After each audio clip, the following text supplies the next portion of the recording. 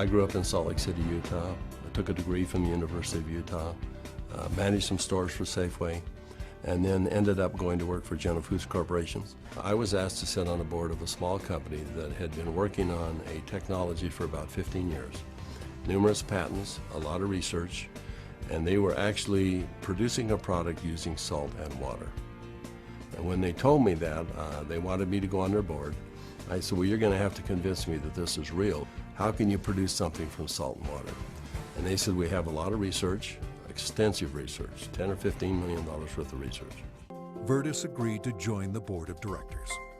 So I went to the first board meeting and found out that they were flat out of money. They were $1 million in debt. We said, let's see if we can help them find money. We tried for about 90 days, could not. Eventually the company folded, and they actually merged it with another company, an energy company. And when that happened, that company started selling off assets. And I said, I am going to put a group of investors together and I'm going to take a run at the company. And over the course of a year, we discovered what the product was and why it worked. We developed what's called the mechanism of action. They discovered the product was based on redox biochemistry, a new field of science that emerged near the beginning of the 21st century. Redox signaling is a function central to all forms of life.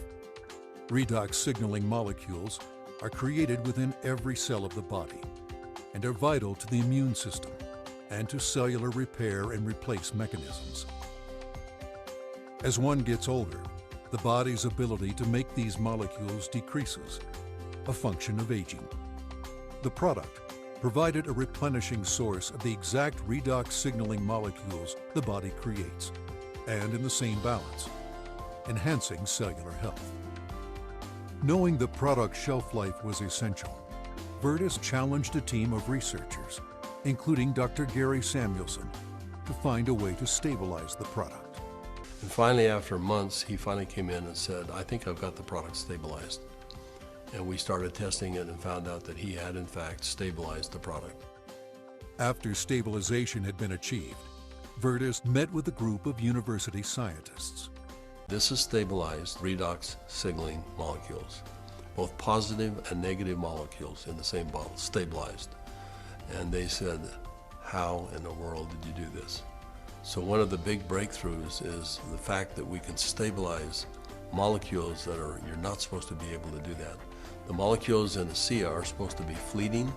They should all return to salt and water in just a matter of minutes, and they don't. So we decided to find 40 people and create kind of a focus group, and we started giving it to them. We did that for about 2 months, and we said, let's go out and find out where we are with these 40 people.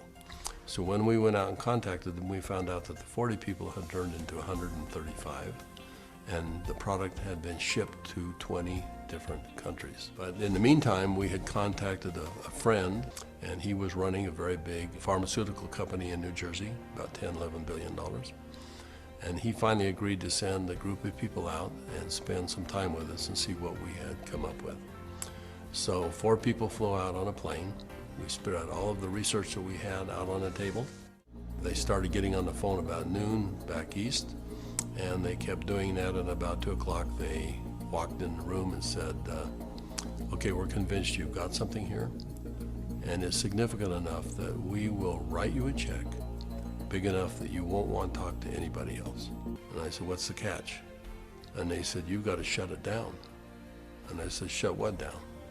And they said, you've got 135 people on this product right now, shut it down. People have problems all the time and they deal with them as best they can. You're gonna have to walk away. And that kind of took us back a little bit. In fact, I said, that seems a little harsh to me. And they said, you wanna work with us, you walk away. Asea LLC opened its doors for business in July 2009. My wife questions why I'm doing this. She said, you've retired more than once and it's time for you to join me and let's enjoy the golden years, if you will. But recently, a young lady came up and she broke down and started sobbing. And she had a health challenge in her family that was really severe. And she was introduced to Asea. And because of what Asea did, she was just grateful. So I find it hard to talk about, but that's a reason.